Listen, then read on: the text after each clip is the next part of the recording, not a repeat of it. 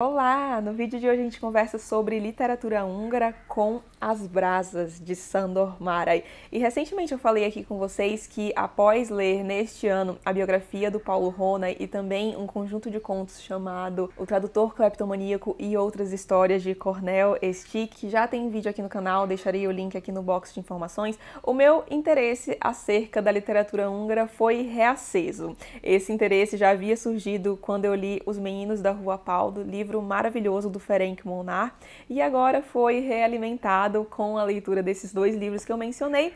E aí, alguns de vocês haviam me recomendado este livro aqui, As Brasas, que aliás já estava na minha lista de desejos, e aí vi que se tratava de literatura húngara, resolvi dar uma priorizada, li e só veio para corroborar a minha impressão de que realmente tem muita coisa boa na literatura advinda da Hungria. Pois bem, qual é o enredo deste livro aqui? O livro gira basicamente em torno de dois personagens, o Henrik e Konrad.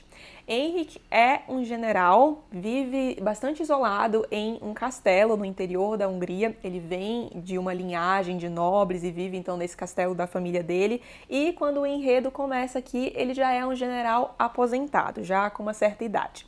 E aí do outro lado a gente tem o Konrad, que também era um militar, mas abandonou a carreira por um motivo que no início a gente desconhece, depois a gente vai saber um pouco mais sobre isso, e vai explorar o Oriente. Só que esses dois personagens, na sua juventude, eram como unha e carne. Eles se conhecem no colégio quando pequenos, depois na juventude chegam até mesmo a morar juntos e permanecem assim por um período da vida adulta, até que, como eu falei, o Konrad resolve abandonar a carreira militar e ir para o Oriente. Só que, apesar da proximidade que esses dois tiveram em dado período da vida deles, os dois eram pessoas muito diferentes. O Henrik, até por conta de sua posição social, que era mais elevada, era mais sociável, mais facilmente aceito nos círculos sociais, tinha dinheiro para viver essa vida mais boêmia, então ele tem mais amigos, conhece bastante gente, sai bastante à noite, e o Konrad, por sua vez, é mais recluso.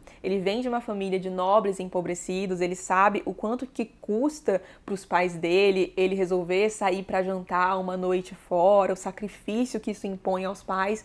Então ele prefere levar essa vida mais reclusa, mas não sem deixar de mostrar certo interesse e até às vezes certo ressentimento em relação a essa vida que o amigo dele leva. Então ele queria saber um pouco sobre os ambientes aos quais o Henrik frequentava, quem eram as pessoas que ele conhecia, enfim, queria saber um pouco daquela atmosfera ali que infelizmente não lhe era possível vivenciar. Mas os anos se passam, os dois permanecem amigos. Em certo momento o Henrik se casa com uma mulher chamada Cristina, que vai morar com ele no castelo da família. E mesmo após o casamento, o Konrad continua frequentando bastante o castelo, então faz refeições lá, dorme lá. Ele e o Henrik caçam bastante juntos, eles gostavam muito de caçar juntos, mas em uma dessas caçadas, ali na propriedade do Henrik, acontece uma coisa esquisita. E uma coisa tão forte que leva esses amigos a romperem o seu relacionamento. E quando o enredo aqui começa, esses amigos estão há 41 anos sem entrar em contato um com o outro. Então, quando o livro começa aqui, a gente vê o general já, o Henrik, bastante isolado, todos aqueles que viviam à sua volta, então mãe, pai, a Cristina, sua esposa, já faleceram, ele vive bastante sozinho e tá ali em meio à sua solidão até que recebe uma carta, e essa carta vem do Konrad, que avisa ao Henrik que está ali na cidade e gostaria de vê-lo. Então o Henrik manda preparar uma carruagem para buscar o Konrad no hotel, para que ele possa vir jantar com ele e eles possam se reencontrar após esses 41 anos. O Henrik manda preparar o castelo todo de um jeito muito específico, uma sala de jantar grandiosa, e isso tem um motivo bastante peculiar, como a gente vai descobrindo aqui. E é isso que o Konrad chega, eles sentam ali, começam a conversar, jantam, até que chegam no ponto inevitável, que é falar sobre o acontecimento que gerou aquela ruptura entre os dois que eram tão amigos. E a partir disso, o Henrik começa a fazer uma reconstituição de todos os acontecimentos que poderiam ter levado àquela ruptura deles, aquele acontecimento que gerou a ruptura. Então volta desde quando eles se conheceram, passando pela juventude, todos os anos que eles estiveram juntos, consegue analisar um pouco a relação dele mais de fora, agora que ele está um pouco mais maduro, e consegue analisar a situação com um olhar menos apaixonado. Só que enquanto ele faz essa reconstituição, ele esbarra em diversas reflexões sobre muitos temas e é impossível o leitor não se pegar pensando sobre esses temas. Então aqui ele fala muito sobre lealdade, sobre fidelidade, sobre amizade, sobre amor. Fala também sobre egoísmo e muito sobre maturidade. É algo impressionante, acho que não é exagero dizer que isso aqui é uma das coisas mais bem escritas que eu já li. Fora que o Mara tem uma habilidade que eu particularmente gosto bastante, que é dizer muito através do que não foi dito. Me fez lembrar bastante a Lígia Fagundes Telles, que é uma escritora que eu tô gostando cada vez mais. E eu tenho a impressão de que este livro aqui é o tipo de livro que envelhece como vinho, porque maturidade é um tema muito presente aqui nesta obra. Fica aqui visível como o Henrik deixa claro que a maturidade possibilitou com que ele analisasse a situação, a amizade deles, com um olhar muito diferente,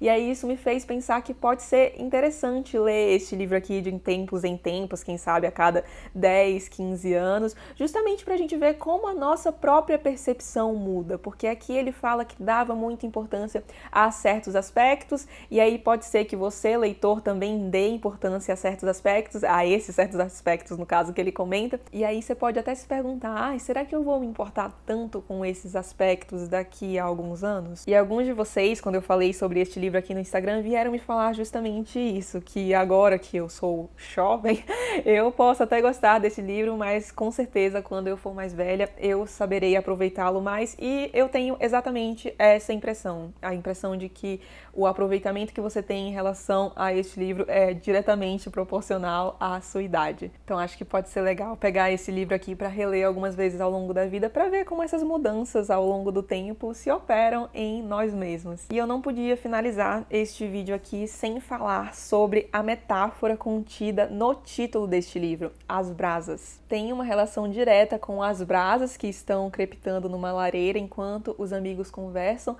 mas que faz relação com a vida, com a jornada desses próprios amigos. Livro bonito demais, e eu queria dar uma dica para quem não leu o livro ainda. Não leia a orelha. Eu já falei aqui que felizmente eu tenho o hábito de não ler a orelha do livro antes de começar a lê-lo efetivamente. Geralmente eu leio a orelha somente após ter finalizado a leitura, e este foi mais um daqueles casos que me fez muito grata por essa minha conduta, porque apesar de que eu acho que esse não é o tipo de história que saber o que gerou essa ruptura deles vá atrapalhar a leitura, porque aqui o que importa mais é o como aquilo aconteceu do que o que efetivamente aconteceu. Eu acho que é o tipo de coisa que é mais legal ir descobrindo ao longo da narrativa e se perguntando um pouco, formulando algumas hipóteses. Eu, pelo menos, gosto um pouco dessa coisa Sherlock Holmes, então foi legal não ter lido a orelha deste livro aqui antes. Eu acho que a leitura fica realmente mais intrigante se você não souber o que ocasionou essa ruptura. E agora eu queria fazer aquele momento spoiler, então falar somente com quem já leu o livro ou com você que não se importa muito com spoilers.